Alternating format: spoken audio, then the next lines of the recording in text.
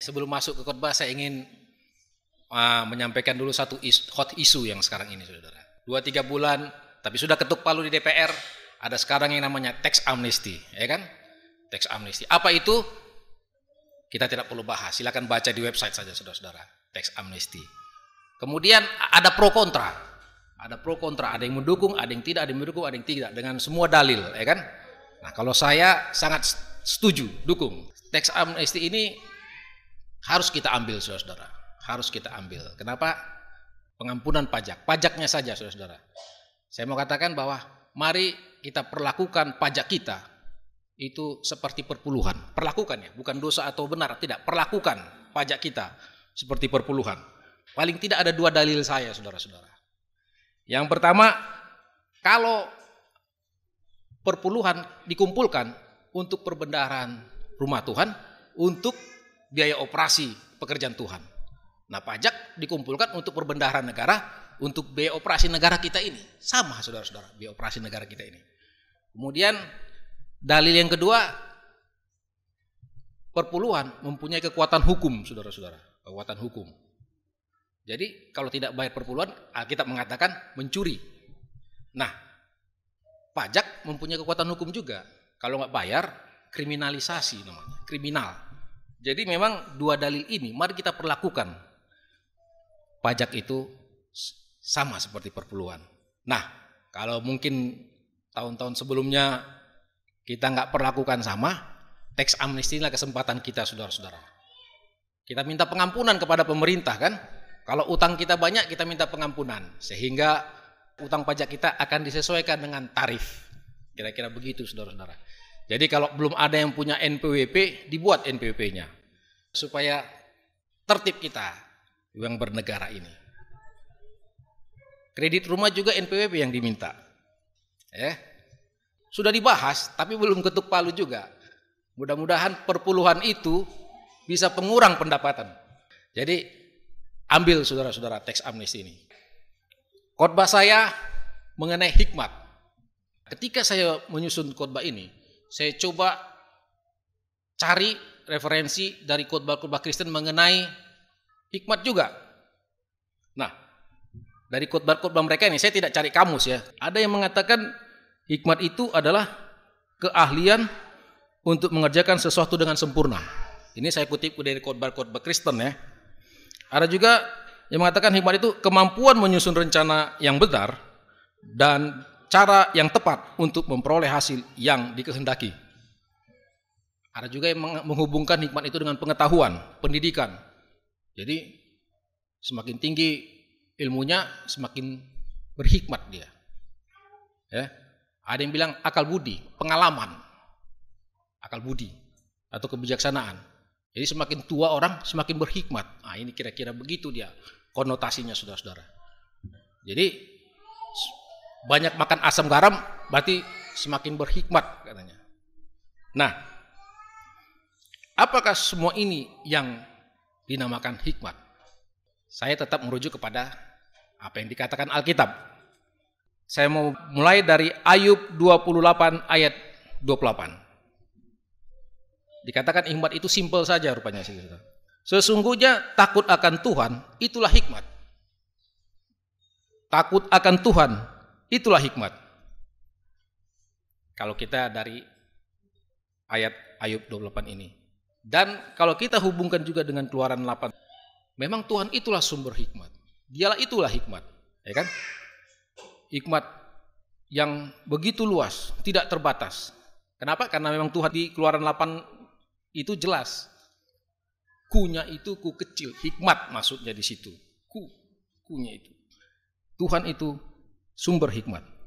Banyak lagi referensi-referensi ayat Alkitab yang menyatakan bahwa hikmat itu adalah Tuhan. Menggambarkan Tuhan itulah hikmat tersebut. Dan Tuhan itulah yang memberi hikmat kepada kita. Nah, karena begitu luas arti hikmat ini, Tuhan, ya kan? Bagaimana kita mau mempelajari Tuhan? Hikmat. Saya mau menceritakan 2 cerita, saudara-saudara. Untuk mensimpelkan hikmat ini. Masih ingatkah kita cerita mengenai 2 rasul Tuhan, yaitu Yudas dan Petrus? Mereka ini sama-sama hidup dengan Yesus. Sudah berarti sama-sama menerima pengajaran Yesus, ya kan? Buka kelas sama, pasti di mana ada Yudas, di situ ada Petrus ketika ada Yesus. Namanya juga buka kelas kan? Sama-sama mereka menerima. Sama-sama memperhatikan kehidupan Yesus. Sama-sama mengkhianati Yesus, ya kan? Sama-sama mengkhianati Yesus. Tetapi pada akhirnya Yudas bunuh diri dan Petrus bertobat. Yang membedakan hikmat mereka, saudara-saudara. Yang membedakan hikmat mereka. Ada lagi cerita, ada seorang bapak yang sudah tua, mempunyai anak 2. Dan ketika dia mau meninggal, dia panggil anaknya ini, dia ambil harta dia bagi 2 dengan rata kepada anaknya ini. Kemudian dia bagi, dan dia berpesan begini, buatlah ini sebagai modal, katanya. Modal usaha. Tetapi ingat satu pesan saya, katanya. Jangan sekali-sekali kepala kalian kena sinar matahari. Kedua anak ini menerima pesan itu, menerima uang itu, dan memang mereka membuat usaha. Anak pertama menyikapinya dengan dia buka usaha, karena dia ingat perintah bapaknya jangan kena matahari, dia beli payung. Jadi ketika pergi kerja, dia beli payung, gak kena sinar. Pulang juga gak kena sinar. Dia patuhi perintah bapaknya. Tetapi anak yang kedua, hikmatnya berbeda. Pergi kerja pagi-pagi buta sebelum ada matahari. Dan pulang kerja setelah matahari terbenam. Tidak kena matahari. Sama-sama menjalani perintah bapaknya. Sudah barang tentu anak yang kedua yang berhasil, saudara-saudara. Ya, kira-kira disitulah perspektif hikmat itu, saudara-saudara. Input itu sama, tetapi outputnya yang berbeda. Jadi Tuhan itu sumber hikmat, tetapi kehidupan kita inilah yang menentukan kita berhikmat atau tidak. Ya, orang-orang yang mempunyai hikmat dapat dilihat dari reaksi dia terhadap hidupnya, reaksi dia terhadap masalahnya, ya, atau reaksi dia terhadap keadaan sekitar dan lingkungannya. Kita ini yang di sini sama-sama mendengarkan khotbah nih dari mimbar ini, tapi reaksi kita nanti bisa beda-beda, hikmat kita beda-beda. Itu dia, saudara-saudara. Padahal inputnya sama.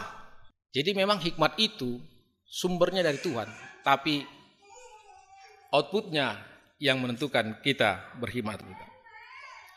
Paling tidak ada beberapa hal yang perlu kita lihat mengenai hikmat ini, saudara-saudara. Yang pertama, saya mau baca dulu, kita buka Alkitab kita, Amsal 2 ayat 6. Karena Tuhanlah yang memberikan hikmat. Jadi hikmat itu pemberian, saudara-saudara. Sama seperti di depan tadi katakan, hikmat itu bukan pencapaian. Hikmat itu bukan pembelajaran atau pengalaman. Itu namanya arif bijaksana. Itu bukan hikmat. Di dalam Amsal 2 ayat 6 jelas dikatakan, hikmat itu adalah pemberian Tuhan. Jadi, kalau ada orang yang begini, kita katakan bijaksana. Janganlah kita katakan dia berhikmat. Misalnya, nilainya 10, itu bijaksana atau pintar, pengetahuan. Hikmat itu adalah reaksinya. Tuhan sendiri yang memberikan hikmat. Itu bukan hasil pencarian kita. Ya, boleh jadi seorang bersekolah tinggi, itu adalah pengetahuan. Tetapi itu bukan hikmat, saudara-saudara. Ya, itu bukan hikmat. Pemberian Tuhan. Saya yakin kita di sini pasti pernah dalam situasi seperti ini, saudara-saudara. Saya juga pasti pernah. Contohnya kita dipanggil bos. Kita tidak persiapkan jawaban, tetapi begitu kita dipanggil, jawaban kita mantap. Mungkin itu hikmat. Kira-kira begitu dia, hikmat dan hasil. Kalau saya juga sering, saudara, di atas ini juga sering, di mimbar ini, sudah tidak dikonsep di rumah, sudah tidak dikonsep di sini, tapi ada aja yang saya keluarkan. Kira-kira begitu, saudara-saudara. Dia itu bukan hasil dari pembelajaran kita, tapi diberikan Tuhan. Mungkin ada yang kurang ditambahkan Tuhan, oleh karena kita takut tadi kepada Tuhan, ditambahkan dia hikmat itu. Kemudian yang kedua adalah permulaan hikmat. Tadi hikmat itu pemberian Tuhan, ya kan? Nah, permulaan hikmat. Jadi kalau saya anggap hikmat itu sebuah rumah, maka pintunya apa, saudara-saudara? Pintunya itu adalah Amsal 9 ayat 10, dikatakan permulaan hikmat adalah takut akan Tuhan. Takut akan Tuhan. Jadi orang yang mau mendapat hikmat yang pertama takut akan Tuhan itu. Yang pertama tadi kan hikmat itu sudah pemberian, sudah haknya Tuhan. Nah, untuk mendapatkan itu ya pertama takut akan Tuhan dulu. Takut akan Tuhan dulu yang di dalam pasal Amsal 9 ayat 10. Kalau kita ibaratkan hikmat itu rumah, takut akan Tuhan itu adalah pintunya. Mau masuknya ke hikmat itu adalah takut akan Tuhan dulu. Maka kepada orang-orang yang takut akan Tuhan, hikmat itu akan Tuhan berikan. Takut akan Tuhan adalah permulaan hikmat. Kemudian dikatakan juga di sini, ternyata hikmat itu dapat juga kita minta. Jadi setelah Tuhan memberi hikmat, dalam Keluaran 8 tadi diberikan itu di mana-mana, di pintu juga dia ada, di gerbang manapun dia ada diberikan Tuhan. Tinggal kita aja mengambil. Kita juga dapat minta hikmat itu. Dapat kita minta hikmat itu kepada Tuhan. Walau setelah diberi kita minta, berarti orang bisa saja double hikmatnya. Yakobus 1 ayat 5. Saya bacakan.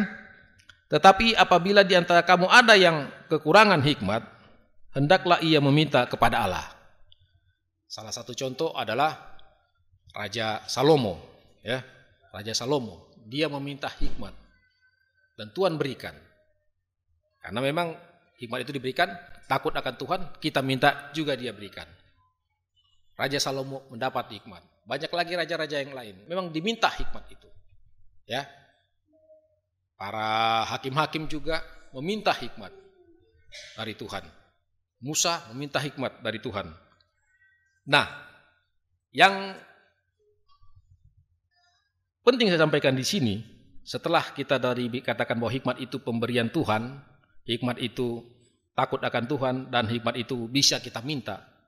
Ada lagi di dalam Amsal 11 ayat 2 dikatakan ini yang sangat nikmat sekali, saudara-saudara. Tetapi hikmat ada pada orang yang rendah hati. Jadi Tuhan sudah kasih kita ini hikmat, tetapi kalau kita belum rendah hati, nggak akan diterima hikmat itu. Hanya kepada orang yang rendah hatilah Tuhan memberikan hikmat. Jadi kalau ada orang yang belum rendah hati, itu masih arif bijaksana, itu masih berpengetahuan, saudara-saudara. Ya, kalau ada orang yang pintar ngomongnya, menguraikan sesuatu, tetapi dia tidak rendah hati, itu masih berpengetahuan, saudara-saudara. Mungkin karena dia sekolahnya tinggi atau pengalamannya makan asam garam. Pokoknya orang yang rendah hati dihampiri hikmat. Dan orang yang belum rendah hati itu masih berpengetahuan, masih bijaksana, saudara-saudara. Ya, masih bijaksana dia. Beda ya, kalau ada orang yang sudah berpengalaman, kalau menerangkan sesuatu itu kan seperti mantap ya, mantap. Kata-katanya. Contohnya kalau di TV kalau sudah bicara Anies Baswedan kan kita langsung begini kan. Uraian katanya seperti sungai mengalir kan begitu. Saya belum lihat karena saya belum dekat dengan dia apakah dia rendah hati atau tidak, tapi itu masih berpengetahuan. Ketika dia rendah hati, hikmat akan mengampiri orang-orang yang rendah hati. Jadi itulah hikmat itu, saudara-saudara. Dikatakan pemberian Tuhan, takut akan Tuhan, bisa kita minta. Permasalahannya, pernahkah selama ini kita minta hikmat seperti Raja Salomo? Mungkin selama ini kita hanya meminta kebutuhan. Ternyata hikmat itu bisa kita minta supaya double. Ya. Jadi kalau kita sudah menjadi pribadi yang memperoleh hikmat dari Tuhan, karena memang Tuhan sudah berikan ya, takut akan Tuhan, kemudian kita sudah minta juga hikmat itu, dan kita sudah rendah hati, maka kita akan menjadi, saya bacakan Yakobus 3 ayat 17. Tetapi hikmat yang dari atas adalah pertama-tama murni, selanjutnya pendamai, peramah, penurut, penuh belas kasihan dan buah-buah yang baik, tidak memihak dan tidak munafik. Jadi kalau saudara masih memihak, Anda masih berpengetahuan, saudara-saudara. Anda masih arif dan bijaksana. Anda belum berhikmat. Kalau masih memihak.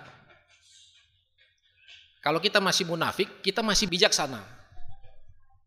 Kita masih berpengetahuan. Berpengetahuan ini kan kita cari melalui jenjang pendidikan dan melalui pengalaman.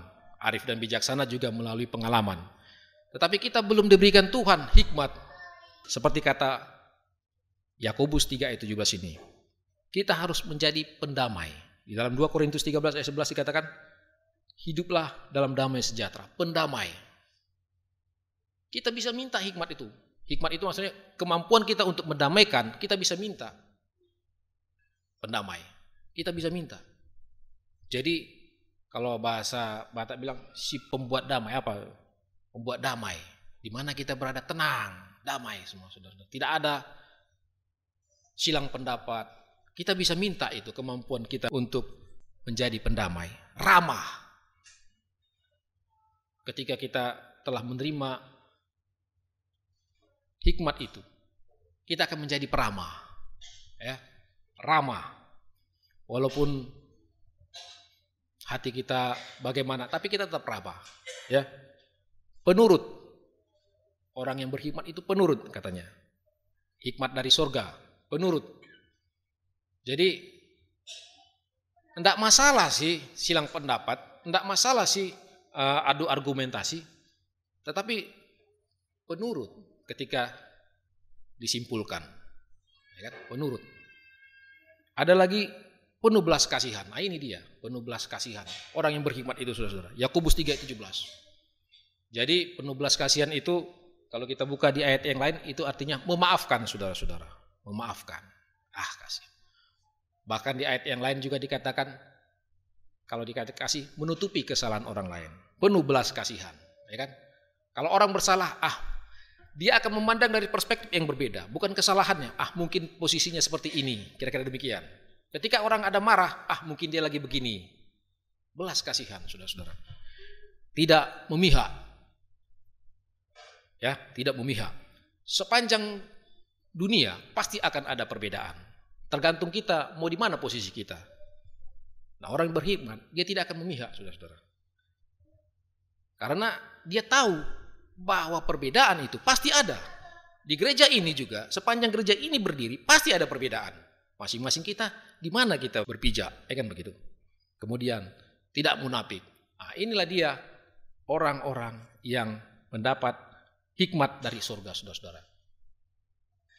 Tetapi yang terpenting di sini yang kita harus ketahui, saudara, bahwa hikmat itu diberikan Tuhan. Jangan kita cari. Tetapi di Keluaran 8, dia itu melengkapi pengetahuan, melengkapi kebijaksanaan. Dia melengkapi itu. Ya, hikmat itu diberikan Tuhan. Kemudian takut kita kepada Tuhan supaya berhikmat. Kita minta dan kita rendah hati sehingga kita menjadi pribadi-pribadi yang berhikmat, yaitu pribadi yang murni, pendamai, peramah, penurut, penuh belas kasih, tidak memihak, dan tidak munafik. Amin, saudara-saudara. Kalau begitu saya akhiri khotbah ini, kiranya Tuhan memberkati kita.